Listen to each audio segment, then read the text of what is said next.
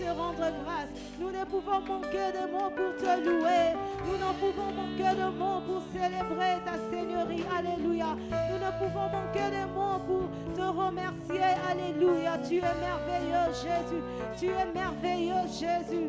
Tu es merveilleux, Jésus. Tu es merveilleux pour nous. Alléluia. Malgré les situations compliquées, tu es merveilleux. Car toi, tu permets toutes choses dans nos vies. Alléluia. Yahweh, merci ce soir, Jésus. Tu es bon. Alléluia. Bien-aimé, est-ce que nous pouvons prier pour la parole de ce soir? Dis à Dieu de te parler ce soir, car il a quelque chose pour toi. Alors recommande ton cœur entre les mains du Seigneur. Parle à ces dieux afin qu'il te parle. Alléluia. Parle-nous ce soir, Jésus.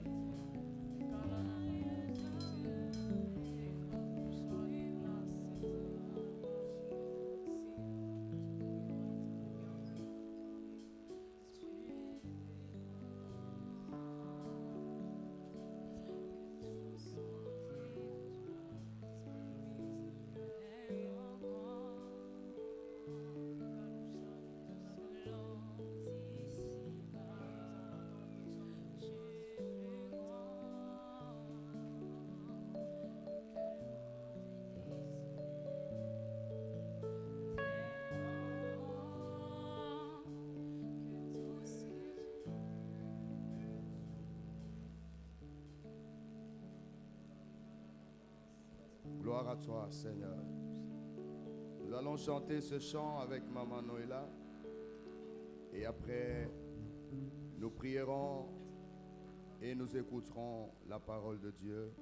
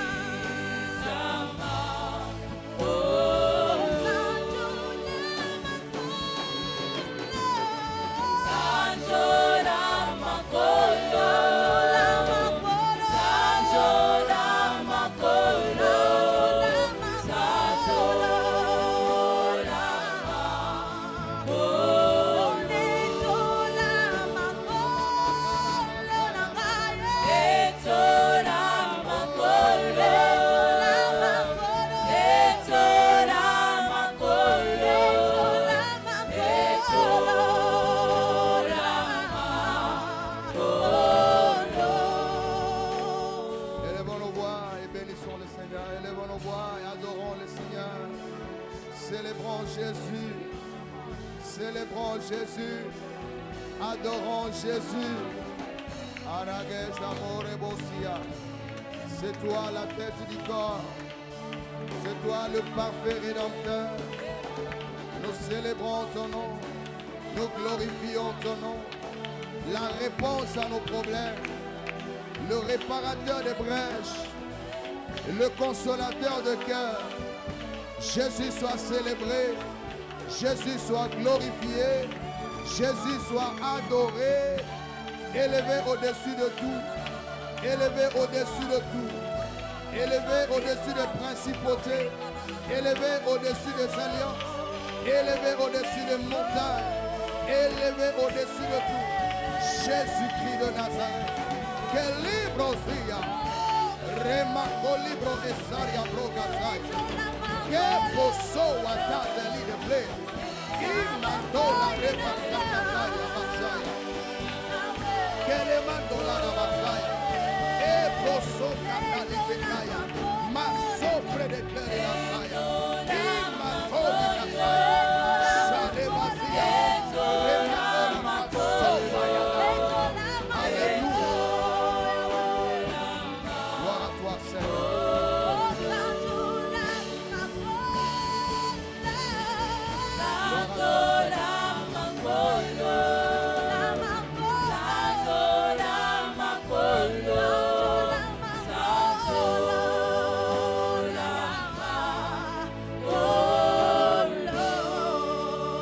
On acclame le roi des rois et le Seigneur des seigneurs. Jésus est digne de nos acclamations. Jésus est digne, il est digne, il est digne. Gloire à toi, Jésus. Gloire à toi pour ce soir. Célébration à toi. Louange à toi. Celui qui a vaincu la mort. Celui qui a vaincu la maladie. Celui qui a vaincu la malédiction. Jésus, nous t'acclamons. Jésus, nous te célébrons. Tu règnes dans nos cœurs. Tu règnes dans nos vies. Le conducteur des destinées.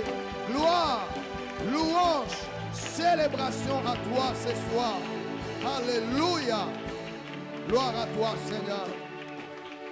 Libère ta parole, car nous voulons être réjouis ce soir dans ta présence. Alors que la table est dressée, merci, Seigneur, d'amplifier les mots et les paroles pour que nos cœurs soient édifiés ce soir. Au nom de Jésus-Christ. Amen. Alléluia. On acclame encore le Seigneur.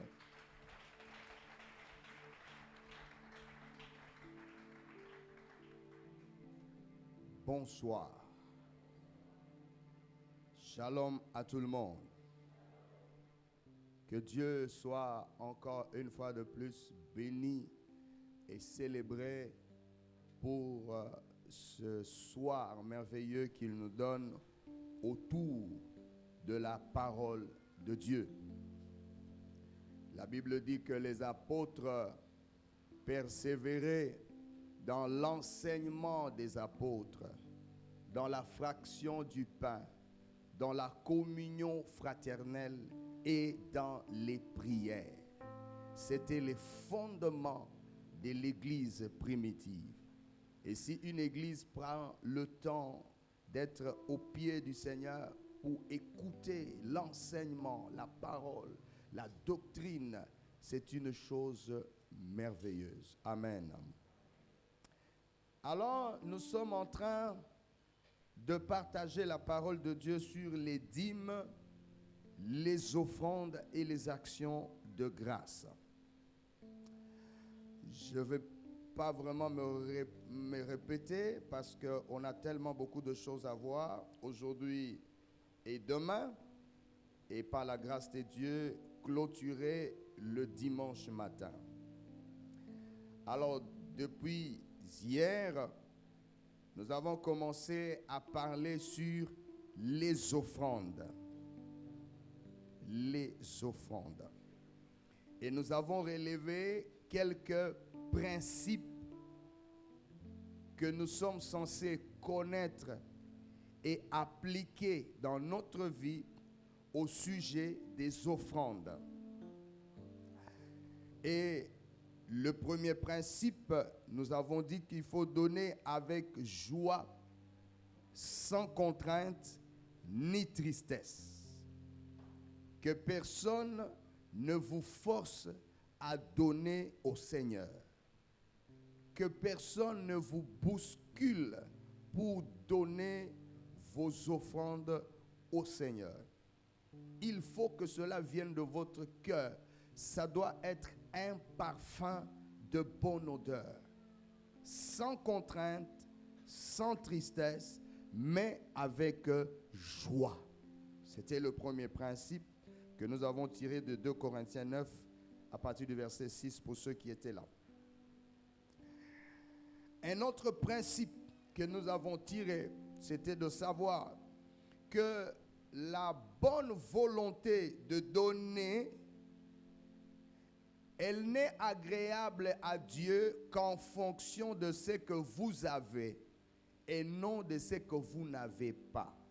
Et nous avons dit que vous ne pouvez pas vous culpabiliser de n'avoir pas donné si vous n'en aviez pas. Amen, amen.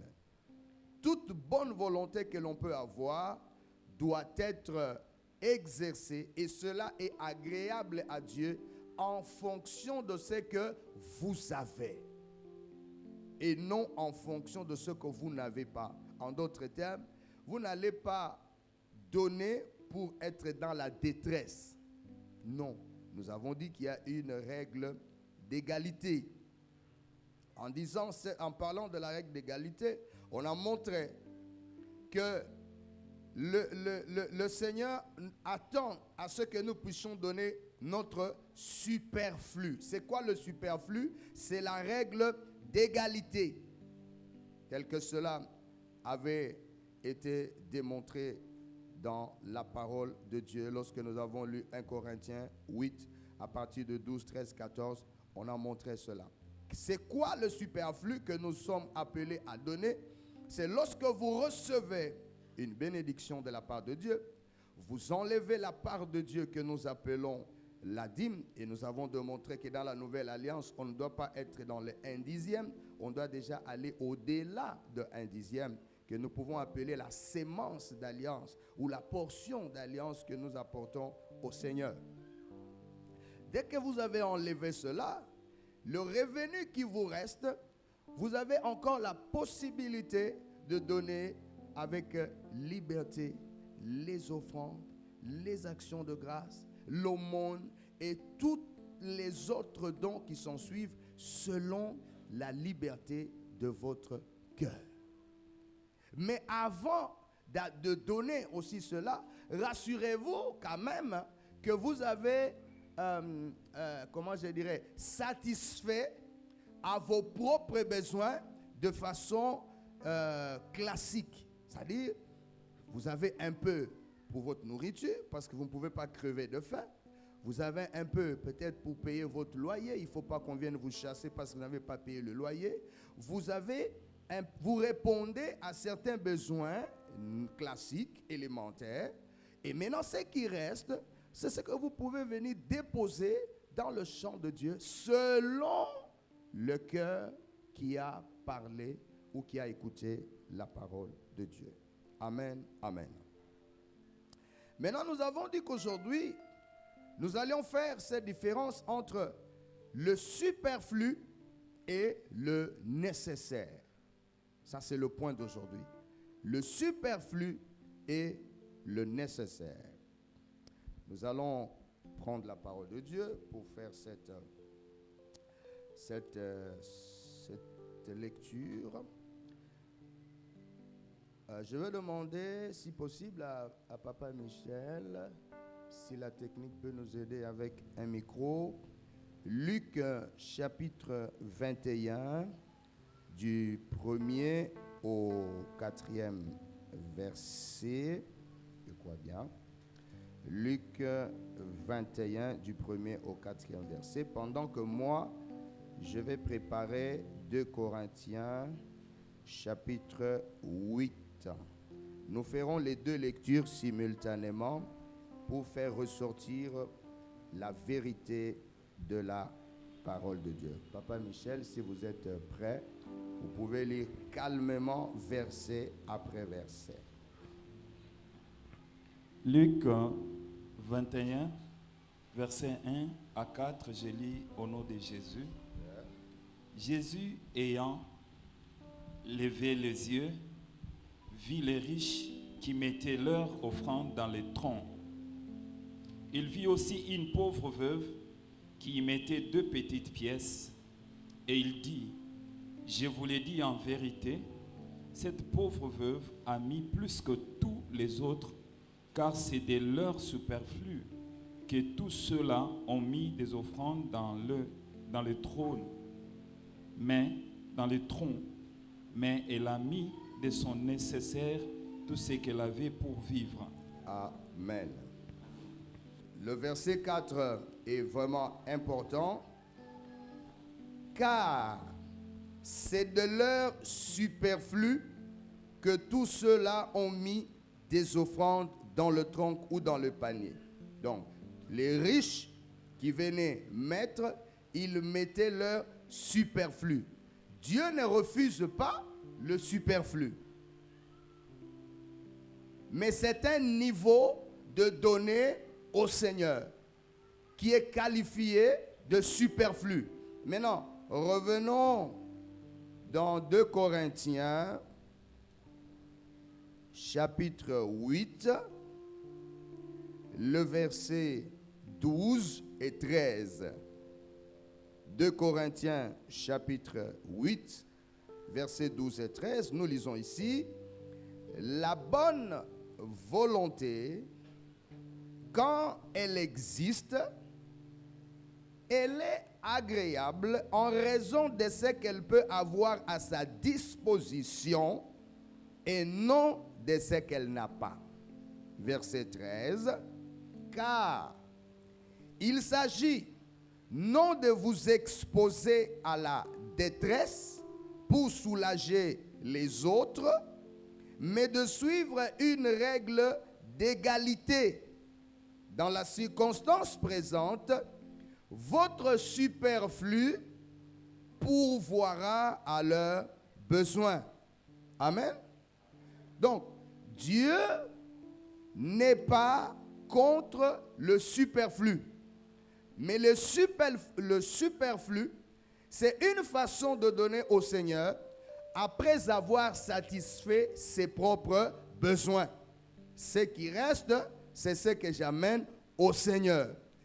Et quand Paul est en train d'écrire, il dit c'est pour répondre à la règle d'égalité. Vous ne pouvez pas venir donner au Seigneur et rester dans la tristesse. Comme je l'ai dit hier, vous êtes en couple, vous voulez donner quelque chose de grand. Pour que cela soit une bonne odeur devant le Seigneur, l'homme et la femme doivent s'accorder pour apporter cela.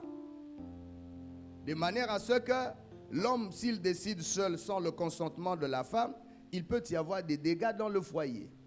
Ou un enfant qui a la clé de la voiture de son père, qui est venu assister à l'enseignement, il est touché par la parole, il est saisi par l'esprit, et puis il dit, je vais donner la clé de ma voiture, cette voiture-là, prenez-la. Mais écoutez, on ne va pas prendre ça parce que ce n'est pas à toi.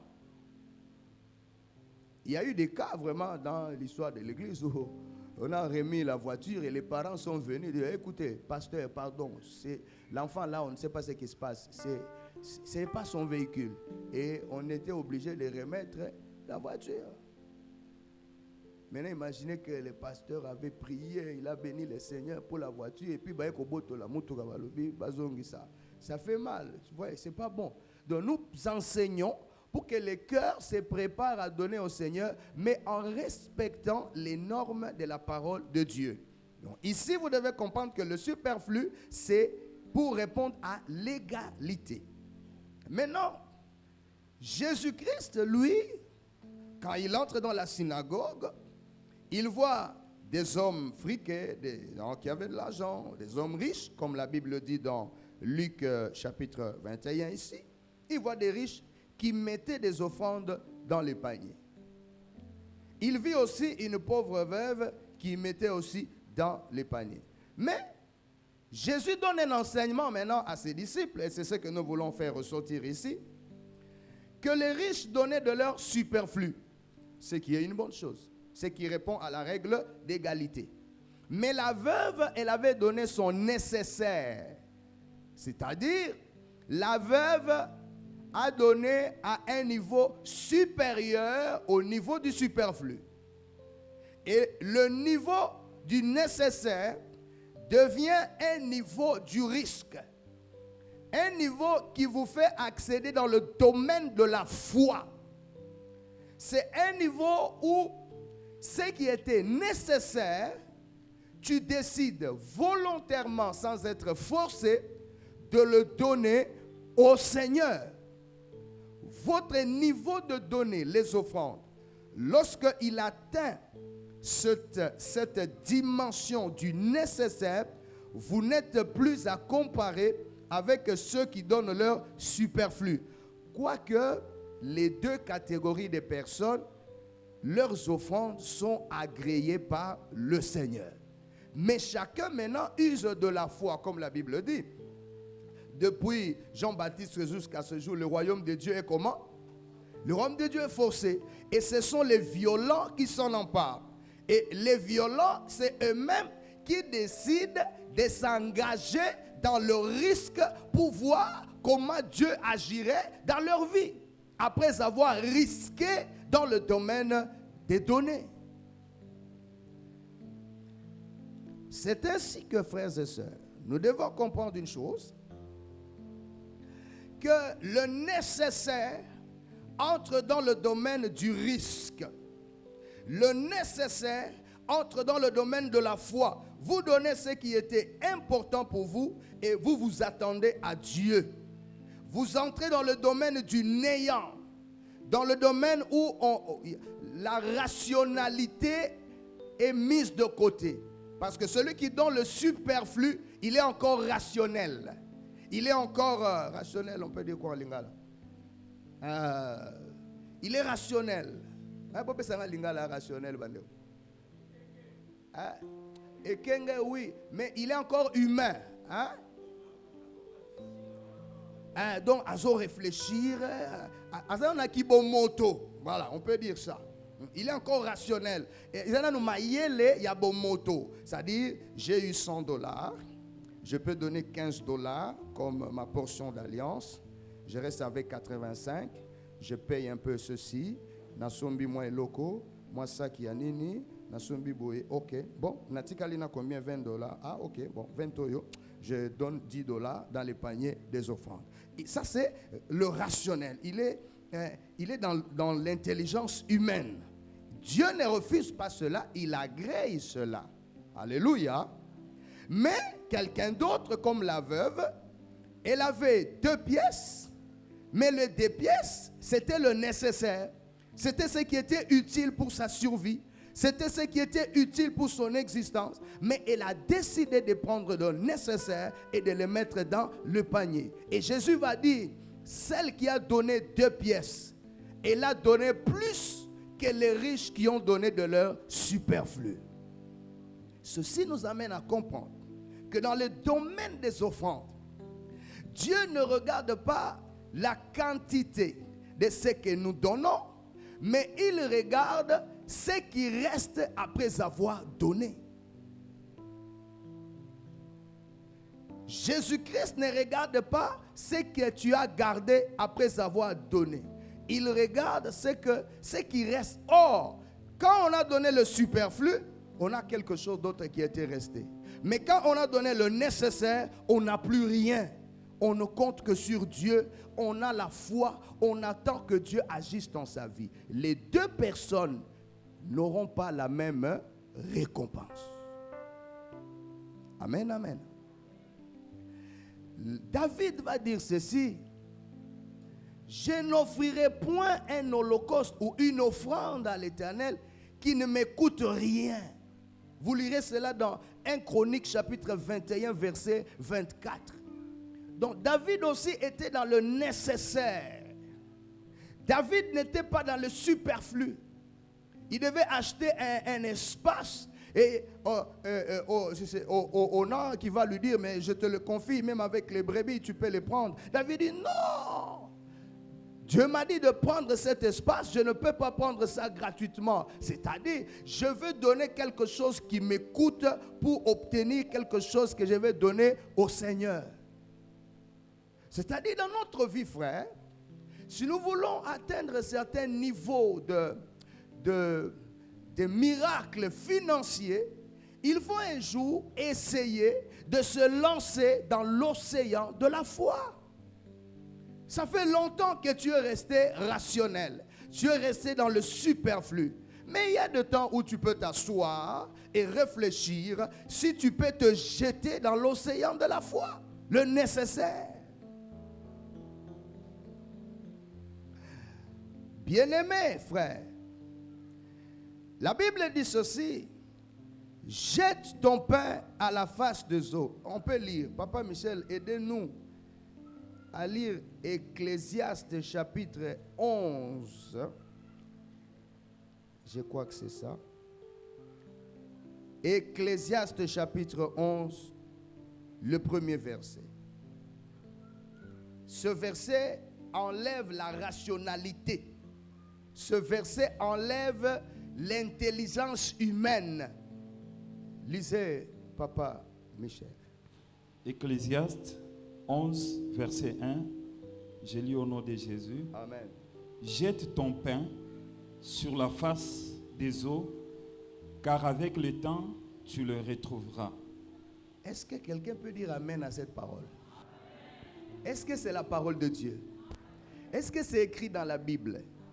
Est-ce que Dieu dit la vérité? Est-ce que Dieu est la vérité? Alors ici, il est écrit: jette ton pain sur la face des eaux. Qui parmi nous peut aller sur le fleuve? Il prend le pain, il jette sur le fleuve. Il voit comment l'eau du fleuve est en train de couler.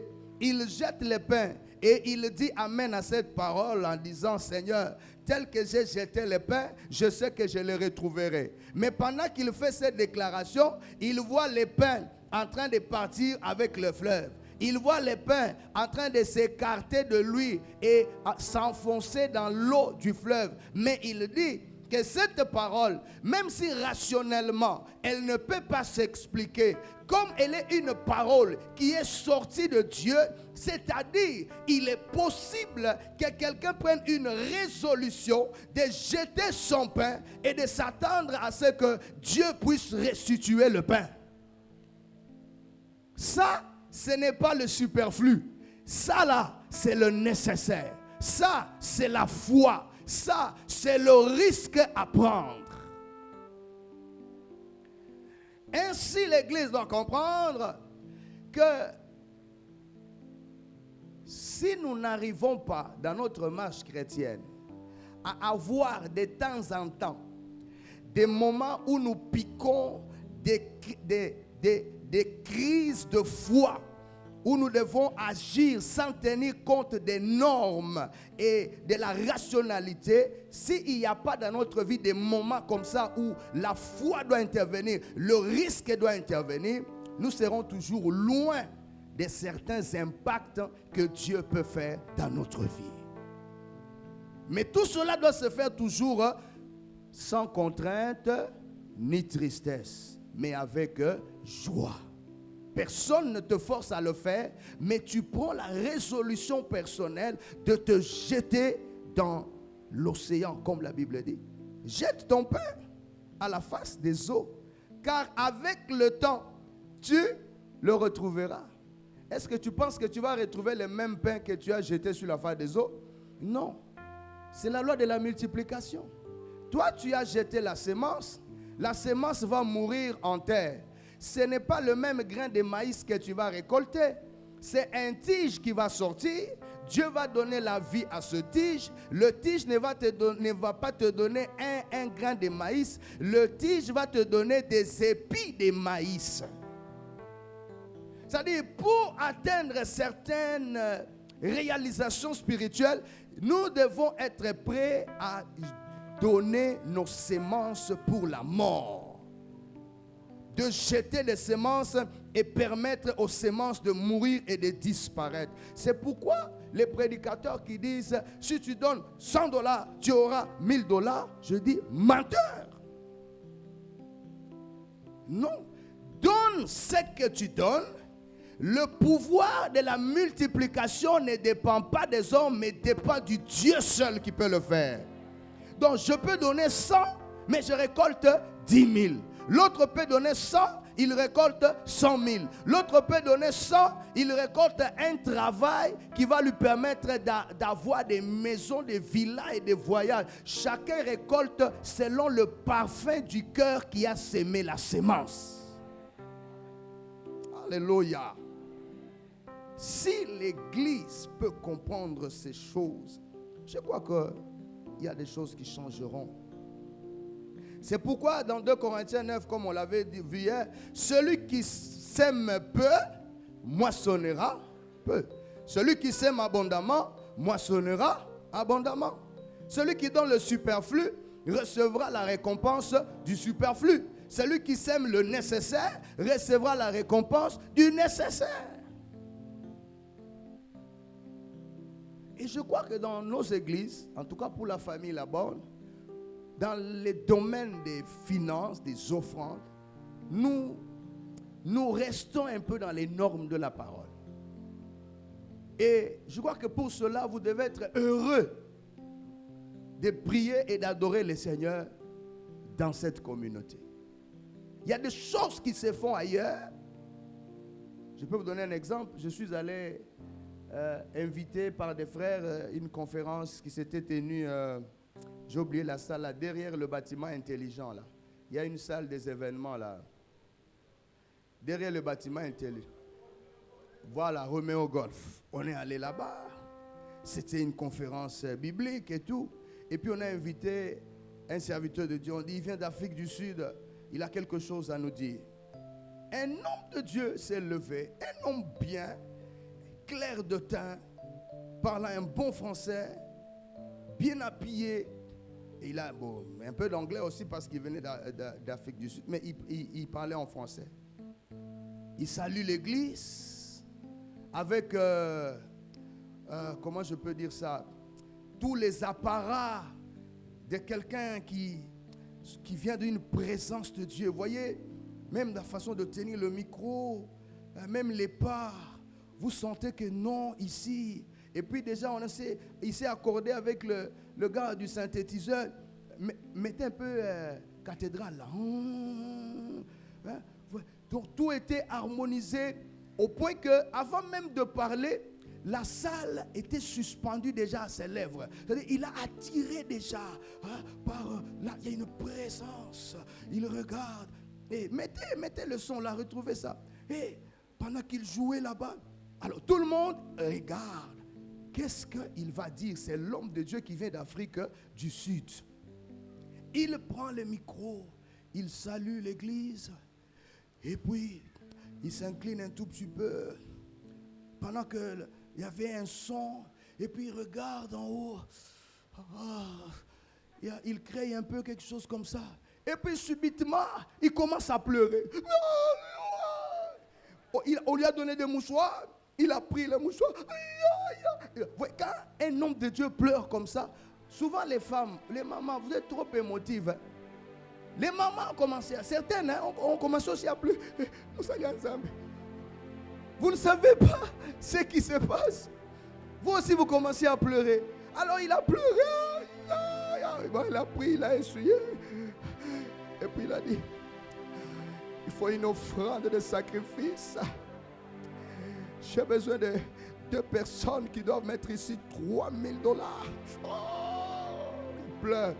2 personnes sont venues vite. Un couple est venu. Ils sont venus. Alors qu'il voulait prier pour le couple, 2 autres personnes sont arrivées. Ça faisait 4. Je m'attendais à ce qu'il va dire aux 2 autres personnes de rentrer. Il ne l'a pas fait. Et puis, je ne sais pas, je ne me rappelle pas s'ils avaient donné sur place ou bien ils avaient pris un engagement pour donner. Mais en tout cas, il y avait 4 personnes. Et puis, il a prié pour eux de façon apostolique. Il a parlé, il a pleuré. Et puis, les gens sont rentrés. Frère, est-ce que nous, dans cette église, on vous fait des choses comme ça? Hein? Pourquoi vous voulez que les gens qui font ces choses-là puissent obtenir de vous les finances, alors que ceux qui sont dans l'orthodoxie de la parole, ceux qui vous respectent, ceux qui vous prêchent la parole pure, lorsqu'ils demandent que vous puissiez s'aimer dans le champ de Dieu, vous résistez avec vos finances. Pourquoi? Pourquoi? Jamais nous ne ferons cela. Jamais nous n'allons trafiquer sur le peuple de Dieu. Jamais nous allons user de ruse sur le peuple de Dieu. C'est l'église de Jésus-Christ. Et chacun doit se sentir concerné lorsqu'il s'agit des offrandes, lorsqu'il s'agit de libéralité, lorsqu'il s'agit des risques à prendre pour Dieu. Ça doit être un sujet de joie pour toi. Et il a eu peut-être probablement 6 000 $. Alors que Dieu avait besoin de combien? De 3 000. Mais lui, il a eu 6 000. Or, moi, j'ai appris que le pasteur Verneau, lorsqu'il lançait un appel comme ça, on a besoin de 5 000 $. Dès que ceux qui viennent donner, le montant est atteint, le frère suivant qui arrive, on lui dit: merci frère, le Seigneur a pourvu, vous viendrez donner prochainement. Ça, c'était le pasteur Verneau. Quelque part, c'est de l'honnêteté dans les appels. Et nous essayons de rester un peu dans cette façon de servir Dieu. Alors, Église, soyez dans la joie d'avoir des serviteurs de Dieu qui vous respectent dans les domaines des offrandes. Ne faites pas comme ce frère, ce pasteur qui avait pleuré. Vous imaginez comme je suis là, je commence à pleurer. Ah, Seigneur! Alors, comme on arrive à émouvoir les gens comme ça, comment on dit, l'émotion est vive dans votre cœur. Donc tout ce que je vais te dire là, tu viendras donner, parce que j'ai travaillé sur ton émotion. Mais nous ne ferons jamais cela. Nous laisserons le Saint-Esprit toucher votre cœur pour que vous puissiez venir apporter ce que vous pouvez apporter au Seigneur. Alléluia. Ainsi donc, dans la parole de Dieu, il y avait plusieurs offrandes dans l'ancienne alliance.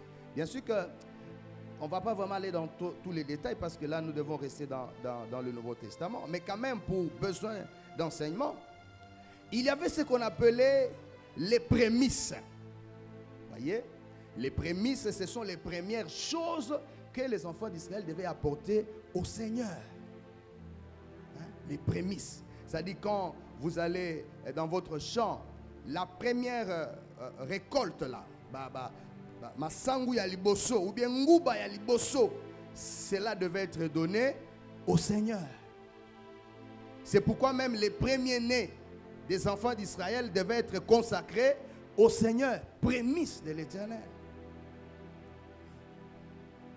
Il y avait ce qu'on appelait les holocaustes. Les holocaustes étaient des sacrifices consumés par le feu d'une agréable odeur à l'Éternel.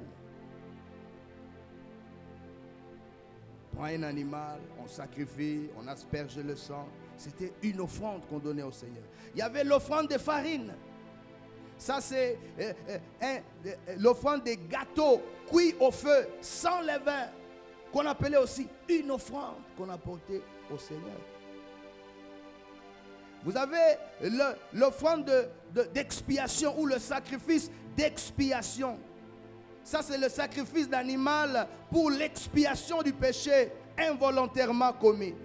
Un Israélite a commis un péché involontaire. Il devait prendre un animal et le sang de cet animal devait expier son péché. C'était une offrande. Il y avait l'offrande de culpabilité.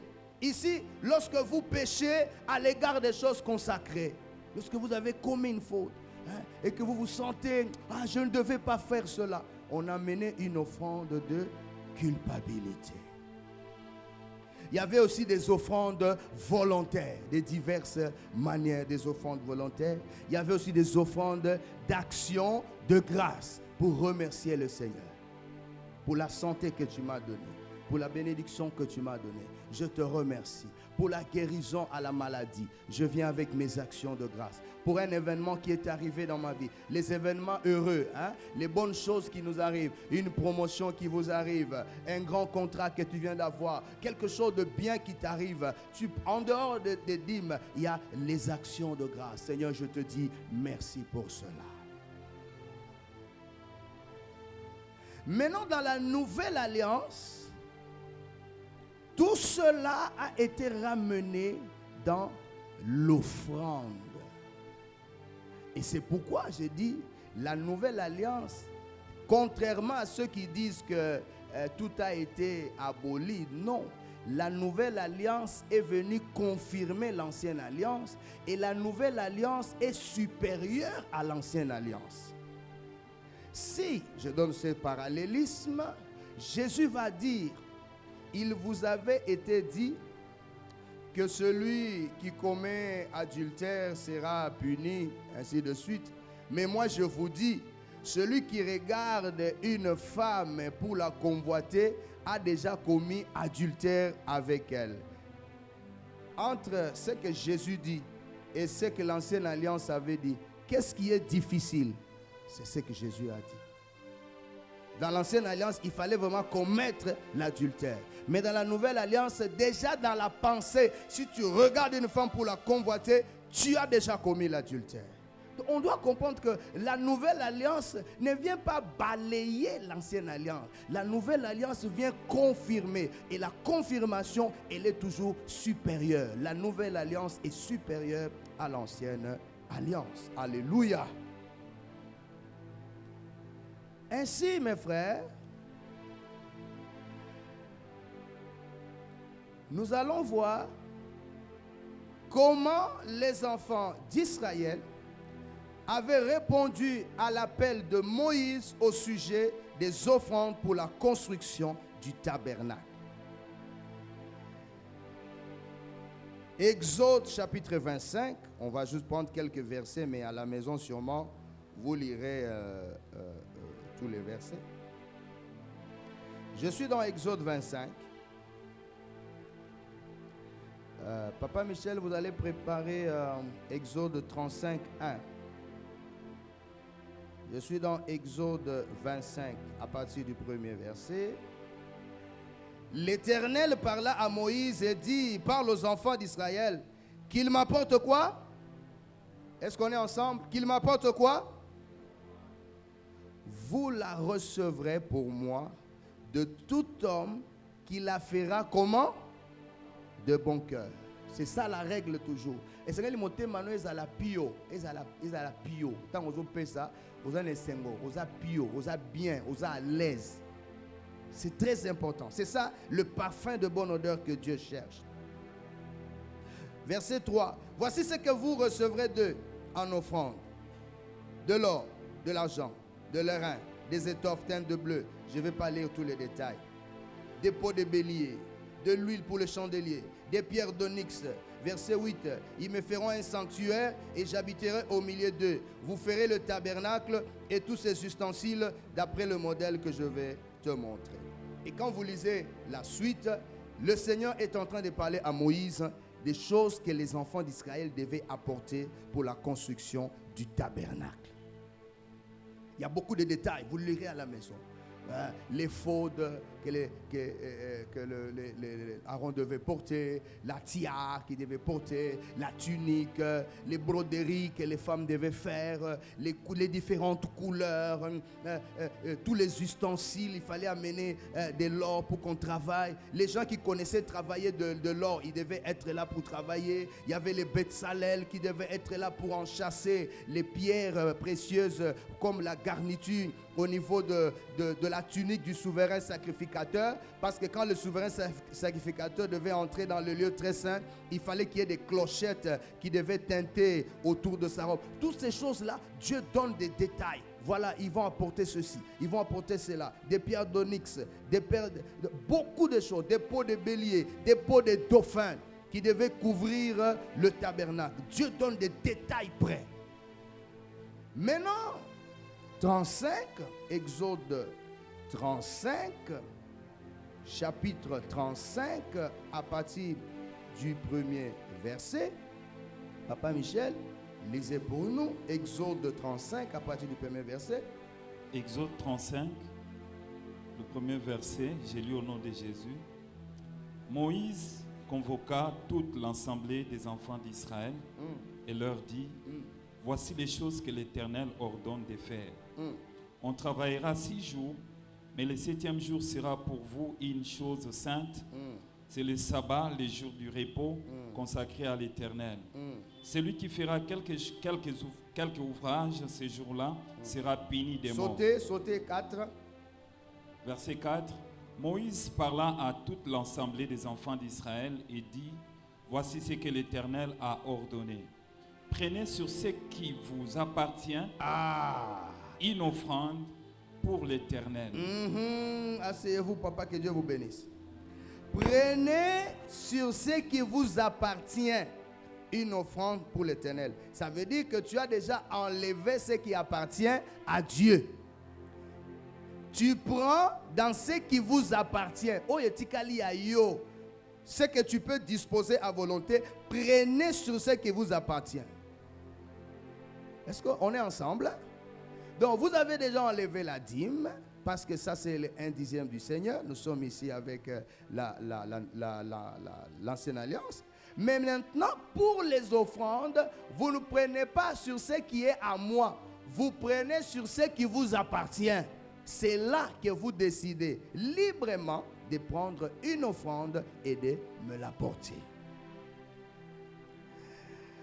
Tout homme, je suis toujours au verset 5, tout homme dont le cœur est bien disposé, c'est important, tout homme dont le cœur est bien disposé apportera en offrande à l'Éternel de l'or, de l'argent et de l'airain. Verset 10. Que tous ceux d'entre vous qui ont de l'habileté viennent et exécutent tout ce que l'Éternel a ordonné. Ici, amen, amen, maintenant vous pouvez me regarder. Vous apportez l'offrande pour le tabernacle, mais ceux qui ont de l'habileté, c'est-à-dire, capacité à resala misala mususu. Non seulement ils apportent l'offrande, mais ils apportent aussi leur expertise. Oya yebi ko travailler ma bende aye alobi ngana ye ma bende ni boko zala nango oyo je peux apporter ma contribution. Oyo ayebi mabaya aye quel domaine na mabaya bolingi to sala pour un tabernacle, moi je m'y connais na domaine ya mabaya. Donc tout celui qui a une habileté, qu'il vienne pour exécuter ce que Dieu a demandé de faire. C'est-à-dire, la construction des tabernacles, au-delà des offrandes, et ces offrandes ici, ce n'est pas seulement l'argent, comme on l'a vu, il y a de l'or, il y a des tissus, il y a tout ce que l'on peut apporter selon ce que Dieu avait demandé. Mais au-delà de ces offrandes, vous apportez votre capacité, votre habileté, vos connaissances. C'est ainsi que nous aussi aujourd'hui, nous avons besoin de tous ceux qui sont des ingénieurs, tous ceux qui sont des comment on les appelle encore, des architectes, des maçons, des aides-maçons. Donc, non seulement on apporte l'offrande, mais apportez votre habileté à l'œuvre. C'est une offrande aussi de bonne odeur au Seigneur. Surtout quand nous allons commencer la construction de l'autre côté. Les maçons auront besoin de manger. Une femme peut dire, pasteur, moi je vais prendre la nourriture des maçons pendant une semaine. Et chaque 12 heures, elle amène 2 seaux de foufou avec des pondous, avec des poissons. C'est aussi ta façon de dire, je voudrais que ces maçons-là mangent mon foufou. Au-delà des offrandes que tu as données. C'est ça l'œuvre de Dieu, frère. C'est ça l'œuvre de Dieu. Donc chacun met la main à la pâte. Chacun apporte ce qu'il peut donner. Si tu n'as rien à donner, tu dis, je suis là. Je vais faire comment on appelle, les bénévolats. S'il faut porter les sacs de ciment et les déplacer là-bas. S'il faut déplacer les brouettes. S'il faut faire ceci. Chacun apporte sa contribution. L'autre peut dire, moi je vous donne 5 fûts d'eau. Comme ça, vous allez utiliser. Ou bien, je vais commencer à amener selon les capacités de chacun. Vous réfléchissez sur quelle peut être votre contribution comme offrande à la construction du tabernacle. Alléluia. Voilà ce que les enfants d'Israël avaient fait. Et je vais lire avec vous le verset 22. Exode 35, verset 22. Exode 35, 22. Les hommes vinrent aussi bien que les femmes, donc les hommes et les femmes sont venus. Tous ceux dont le cœur était bien disposé apportèrent des boucles, des anneaux, des bagues, des bracelets, toutes sortes d'objets d'or. Chacun présenta l'offrande d'or qu'il avait consacrée à l'Éternel. Je vais sauter, vous lirez cela à la maison. Verset 25 par exemple. Toutes les femmes qui avaient de l'habileté filèrent de leurs mains et elles apportèrent leur ouvrage, des fils teints en bleu, en pourpre, en cramoisi et du fin lin. Donc voyez, les femmes qui connaissaient coudre, elles venaient. Elles pouvaient filer les tissus, les différents rideaux qu'on devait mettre dans les tabernacles, les couleurs qu'il faut. Il y a des femmes qui connaissent vraiment faire les couleurs, les choses. Donc chacun apporte sa contribution, son expertise, sa spécialité. Les hommes apportent leur spécialité, les femmes apportent leur spécialité.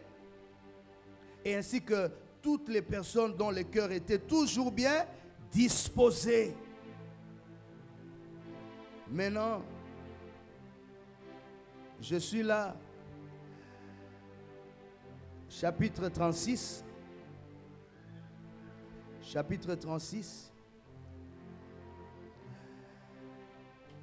verset 4. Exode 36, verset 4. Écoutez ça. Exode 36, verset 4. Alors tous les hommes habiles, occupés à tous les travaux du sanctuaire, quittèrent chacun l'ouvrage qu'il faisait et vinrent dire à Moïse: le peuple apporte beaucoup plus qu'il ne faut pour exécuter les ouvrages que l'Éternel a ordonné de faire. Moïse fut publié dans les camps que personne, homme ou femme, ne s'occupa plus d'offrandes pour le sanctuaire. S'il vous plaît, arrêtez de donner. S'il vous plaît, arrêtez d'amener de l'or. Arrêtez d'amener les étoffes et tout ça, les pierres précieuses. S'il vous plaît, il a publié dans les camps. Il a dit arrêtez. On empêcha ainsi les peuples d'en apporter. Alléluia. Quel niveau de données. Je prie le Seigneur que cette église puisse atteindre ce niveau où le pasteur se tiendra ici et dit: pardon, qu'on avance un tout petit peu avant de continuer de donner au Seigneur. Si les gens de l'ancienne alliance pouvaient être aussi zélés pour le tabernacle, à combien plus forte raison l'église sera-t-elle en mesure de se donner corps et âme pour la construction du temple du Seigneur? Frères et sœurs, c'est un problème du cœur. C'est un problème du cœur. Un cœur qui est bien disposé va donner au Seigneur. Vous allez dépasser le niveau du superflu. Vous allez toucher vos nécessaires parce que vous voulez voir l'œuvre de Dieu avancer. Vous voulez voir le bijou de Dieu. Vous voulez voir la maison de Dieu comme la référence de la gloire de Dieu. C'est ainsi, frères et sœurs, que nous disons, si en réalité l'ancienne alliance est supérieure, la nouvelle alliance est supérieure à l'ancienne alliance, nous devons dépasser le niveau des enfants d'Israël. Nous devons dépasser le niveau des enfants d'Israël. Nous devons être prêts à donner au Seigneur. Donc, au Vandi Nandaku, tu réfléchis sur ce que tu vas donner à Dieu. Tu pries même pour toi, tu dis: Seigneur, je veux donner quelque chose, mais qu'est-ce que je peux donner, Seigneur? Tu regardes à gauche, tu regardes à droite. Qu'est-ce que je peux donner, Seigneur? Parce que dans les mystères des offrandes, nous devons comprendre, frère. Et dans la Bible, chaque fois qu'il y avait une offrande, il y avait quelque chose comme un transfert qui se faisait dans le monde spirituel. Chaque fois que l'Église présente un besoin, en réalité, ce n'est pas le besoin de l'Église, c'est une occasion pour répondre à votre besoin. C'est de cette manière qu'on doit comprendre les choses spirituelles. Le besoin du prophète Élie de ne pas avoir la nourriture était une opportunité pour que la veuve de Sarepta ne puisse pas rester dans la famine. Et il faut comprendre les transactions. Comment Dieu qui permet à Élie de boire au torrent de Kérit. Le torrent, c'est une pierre qui fait sortir de l'eau. Ça, c'est d'abord un miracle.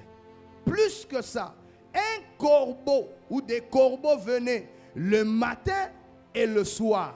Le corbeau lui amenait quoi? Le pain et la viande. Or, nous savons que le corbeau aime le pain et la viande. Comme pour dire, Dieu peut ordonner à tes ennemis, au lieu de consommer ton pain et ta viande, il t'amène cela au torrent de Kérit. La Bible dit, lorsque l'Éternel approuve les voies d'un homme, il dispose favorablement à son égard même ses ennemis. C'est ce qui s'est passé avec Élie. Il est allé là où Dieu lui avait demandé d'être, au torrent de Kérit. Et comme il avait obéi à Dieu, il y avait l'eau, il buvait, il y avait la viande, il mangeait, il y avait le pain, il mangeait. Mais à un moment donné, Dieu, quand il a vu les besoins de la femme de Sarepta, il a fait tarir le torrent. Élie a dit, mais non, que Élie a wapi, parce que moi je dépends de toi. Dieu lui dit, de la même manière que j'avais ordonné au corbeau de te nourrir, c'est de la même manière que j'ai ordonné à une femme de te nourrir. Alléluia. Quand Élie arrive, quand vous lisez la Bible, on dit, Élie en entrant seulement, il a trouvé la femme en train de ramasser les conis, les brindilles pour couper sa moto. Entre l'image d'une femme en train de ramasser des bois pour faire le feu et la parole qui lui a été révélée que j'ai ordonné à une femme de te nourrir. Est-ce que ça fait la même chose? C'est un contraste. Élie pouvait s'attendre à une femme avec des bijoux, avec ce bassin super wax et tout, pour dire, ici je vais manger à satiété. Mais quand Élie arrive, c'est une veuve femme en train de ramasser du bois. Mais comme c'était un homme de Dieu, il n'a pas dit, Seigneur, tu t'es trompé. Hein? Seigneur, non. Comme Dieu m'a dit, je vais manger. Mais il a aussi de la sagesse. Parce que quand on est serviteur de Dieu, on a aussi l'intelligence. Avant de demander la nourriture, il a demandé d'abord quoi? De l'eau. En train d'observer d'abord, frigo, et puis on lui amène de l'eau. Et puis il dit, bon, moi j'ai reçu de la part de Dieu, madame, donne-moi à manger.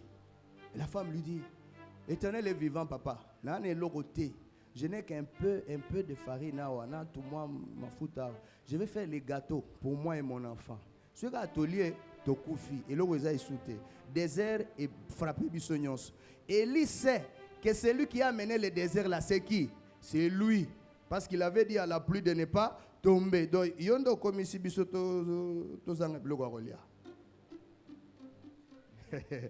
Élie lui dit, femme, donne-moi d'abord, hein, moi là, que je mange.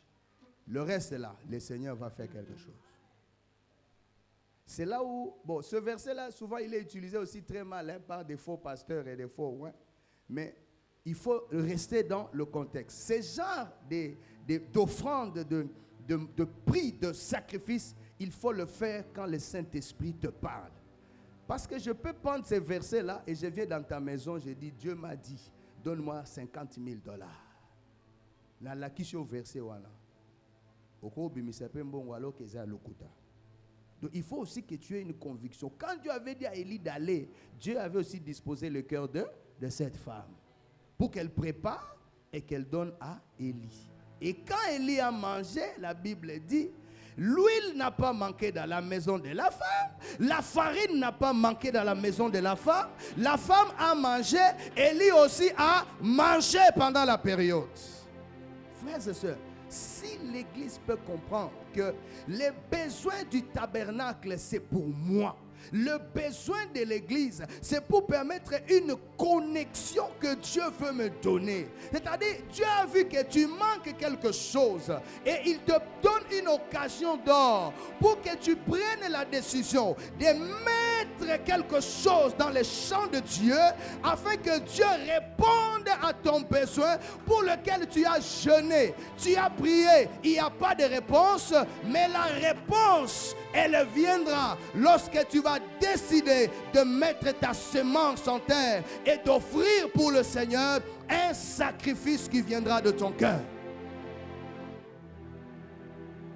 Ça, si l'Église comprend, il y a des choses qui arriveront. Maintenant, aujourd'hui, on ne va pas te dire, donne-moi les pains. Non, c'est à vous de prendre la résolution selon les besoins de l'Église pour dire, moi, je vais donner ça. Moi, je vais offrir ceci.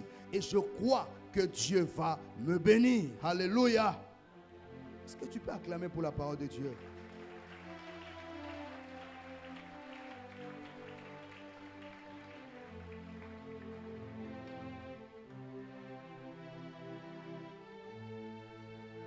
Il y a un mystère dans les offrandes. Un mystère, c'est quelque chose qui se révèle progressivement. Il y a un secret dans les offrandes. Un mystère, un secret dans les offrandes. Et si seulement on peut comprendre le cas d'Élie, qui est un cas que je considère comme un cas exceptionnel, alors Dieu vous demande d'agir et d'agir maintenant. Ne ramenez pas à demain ce que vous devez faire aujourd'hui. Ce séminaire allait être tenu par quelqu'un d'autre. Dieu est le maître des circonstances. Il a permis que quelqu'un d'autre puisse l'animer. De la manière dont les choses se sont passées. Est-ce qu'on ne comprend pas qu'il y a quelque chose que Dieu voudrait faire? Et généralement, les cas de changement comme ça, pour lesquels on ne s'est pas vraiment préparé et tout ça, les choses sont venues comme telles, il y a toujours quelque chose de surnaturel qu'il faut saisir. Et si vous avez cette sensibilité de l'esprit, je vous prie, frère, de ne pas rester insensible à cela. Mais d'essayer au moins pour une fois pour dire, je vais jeter mon pain à la face des eaux, Seigneur, et je vais voir ce qui va me revenir. Toutes les offrandes cachent des mystères. Et peut-être par la grâce de Dieu, on entrera vraiment dans les détails. Mais laissez-moi vous donner cet élément important de Jonas. Jonas est jeté dans l'eau, oui. Et puis qu'est-ce qui arrive? Le poisson vient avaler Jonas. Quand vous lisez, je crois le chapitre 2 ou le chapitre 3, Jonas est en train de prier dans le ventre du poisson. Ah, il prie. Seigneur, sois loué. Seigneur, sois béni. Le poisson l'avale toujours. À la fin de sa prière, Jonas se rend compte que sa prière n'était pas parfaite ou complète. Il dit, Seigneur, pour moi, je t'offrirai des offrandes et j'accomplirai mes vœux à l'égard de l'Éternel. Le verset qui vient après cette déclaration dit, l'Éternel ordonna au poisson de vomir Jonas. Lisez votre Bible. Je me pose la question, pourquoi le poisson devait vomir Jonas? Seulement lorsque Jonas clôture sa prière en parlant de l'offrande. Pourquoi le poisson ne l'avait pas vomi bien avant? Le poisson doit le vomir seulement lorsqu'il parle de l'offrande. C'est qu'il y a un mystère dans les offrandes et que l'Église doit comprendre. Il n'y a pas d'amour pour Dieu sans don, sans offrande. Il n'y a pas. Dieu a tant aimé le monde. Il a fait quoi? Toi, tu aimes Dieu. Tu as fait quoi? Tu dois donner. Il n'y a pas de plus grand amour que de donner sa vie pour ses frères. C'est pourquoi je disais une fois dans une réunion de jeunes, j'ai dit, quand tu as un fiancé, hein, je t'aime. Oh, tu es belle comme le soleil, tu es belle comme la lune, tu brilles comme les étoiles, tu marches comme les anges. Et tout, c'est bien, mais il faut qu'il donne quelque chose. C'est un signe. Aucun amour n'existe sans donner. Et si quelqu'un ne te donne pas, il faut savoir prendre de bonnes décisions bien avant. Parce que s'il ne t'a pas donné pendant les fiançailles, est-ce que tu es sûr qu'il va te donner quand vous serez mariés? Oh, Dieu connaît quand nous serons mariés, quand Dieu va faire. Non, donne-moi même les bonbons, donne-moi même les biscuits, offre-moi même les petites choses là. Ça me rassure que quand tu auras des millions, tu vas me donner. Mais si tu ne me donnes même pas un bonbon, le jour de mon anniversaire là, même pas un bonbon au Pessingate, qu'est-ce qui me rassure que quand on sera mariés, tu vas m'acheter quelque chose de valeur? Les sœurs célibataires, vous avez compris? Ah. Acclamons le Seigneur.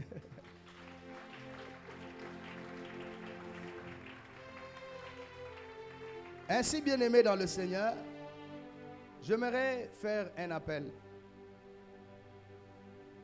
À la lumière de ce que nous avons entendu et ce que le Saint-Esprit peut vous dire dans le cœur, y a-t-il quelqu'un ce soir qui voudrait dire, pasteur, j'ai écouté la parole, j'ai prié, j'ai jeûné, mais il me semble que cet aspect-là de l'offrande, je dois exercer ma foi. J'aimerais que si les services d'accueil peuvent m'aider avec des enveloppes, librement dans votre cœur, vous allez prendre cette enveloppe et vous allez rentrer avec à la maison. Le dimanche, vous allez remplir cette enveloppe avec quelque chose qui viendra de votre cœur. Si c'est un superflu, c'est votre droit de le faire. Mais si c'est un nécessaire, je vous encourage à le faire. Et Dieu qui m'a envoyé pour apporter cette parole, il va accompagner cette parole. Si vous pensez que vous pouvez prendre cette enveloppe, levez votre main. Le service d'accueil va vous remettre cette enveloppe. Et vous allez aller avec à la maison. Le montant n'est pas déterminé. Mais c'est le cœur qui doit parler. Qu'est-ce que je peux donner au Seigneur? Quelle offrande je peux offrir au Seigneur? Tu dis, Seigneur, l'Église a besoin de beaucoup de choses, mais voici ma contribution. Voici mon offrande. Voici le sacrifice que j'apporte. Voici le nécessaire que j'amène. Et le nécessaire, c'est Dieu qui sait le mesurer. Ce n'est pas moi. C'est Dieu qui sait le mesurer. Donc, en donnant, ne considère pas le voisin. Considère toi-même et ton Dieu. Qu'est-ce que toi, tu peux appeler nécessaire? Le sacrifice que tu peux donner à Dieu. Fais-le dans la liberté du cœur. Dieu te bénira. S'il y a des problèmes difficiles, comme cette veuve de Sarepta, j'aimerais te dire que le Seigneur t'envoie Élie. Tu dois prendre le risque de lui donner le gâteau que tu as préparé pour toi, afin que tu ne tombes pas dans la sécheresse. Peut-être que tu as fait des épargnes. Tu as déjà atteint un certain montant dans tes épargnes. Et que pendant que nous avons prêché cette parole, tu as été convaincu que tu dois secouer tes épargnes. Si c'est ça la conviction, fais-le. S'il y a quelque chose de valeur que tu voudrais vendre pour donner le prix, si c'est ça que tu as entendu, que tu as senti dans ton cœur, fais-le. Et d'ici dimanche, tu nous apporteras cette enveloppe que nous allons recevoir comme Moïse avait reçu. Et si les besoins de l'Église sont satisfaits, on vous dira, arrêtez de donner. Fini tous les engagements, on vous libère des engagements parce que c'est déjà suffisant. Nous allons aller jusqu'à la fin de la construction sans problème.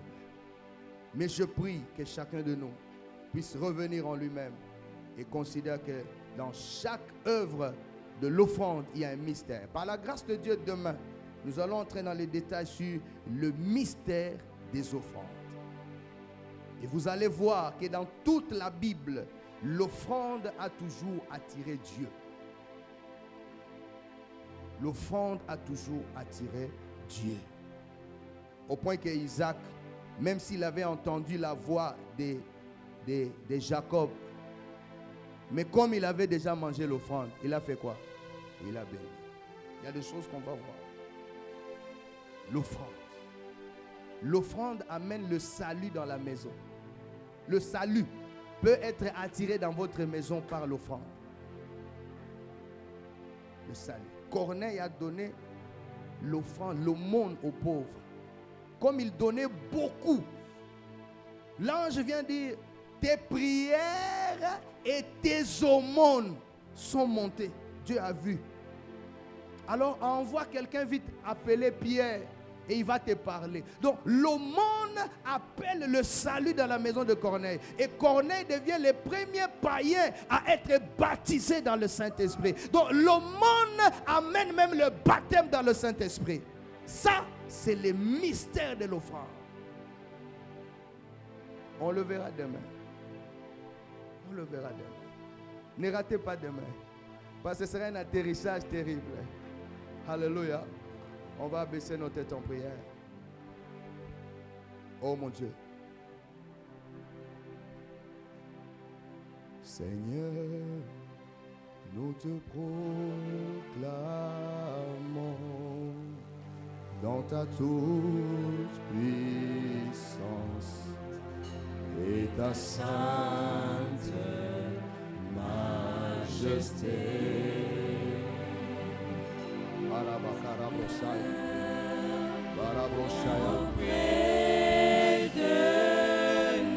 Est-ce qu'on peut se tenir debout pendant un temps? Et que ta présence descend.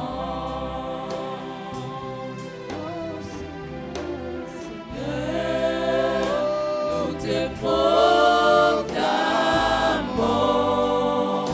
dans ta toute puissance et ta sainte majesté.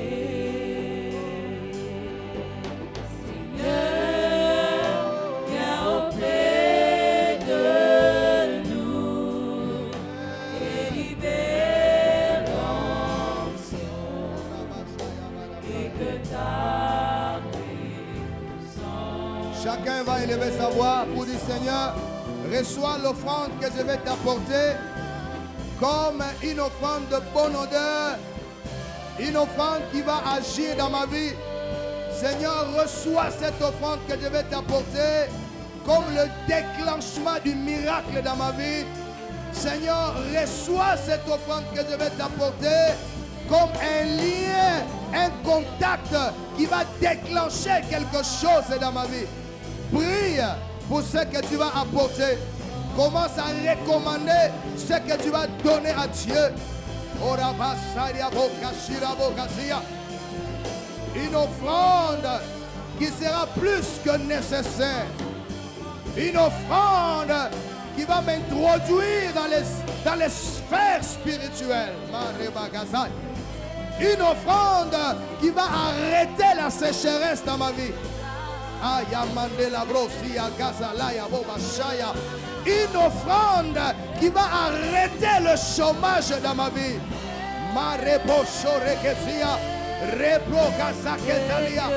Oh, sompaya magalia, oh, sobrege. Repokira makaya. Une offrande terrible. Une offrande de feu. Une offrande de puissance. Et la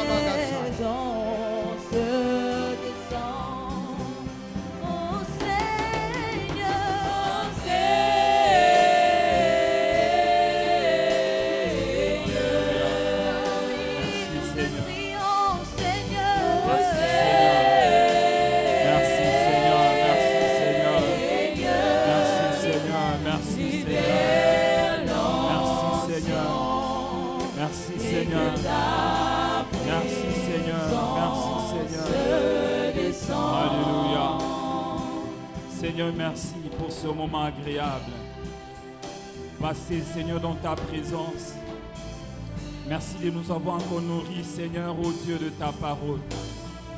Et nous croyons Seigneur, ô Dieu, que la maturité spirituelle, ô Dieu, sera notre lot de chaque jour. Afin que nous puissions agir Seigneur, selon ton esprit, jusqu'à ce que nous quitterons Seigneur cette terre. Merci pour ton serviteur, ô Dieu, que tu as établi pour nous parler d'histoire.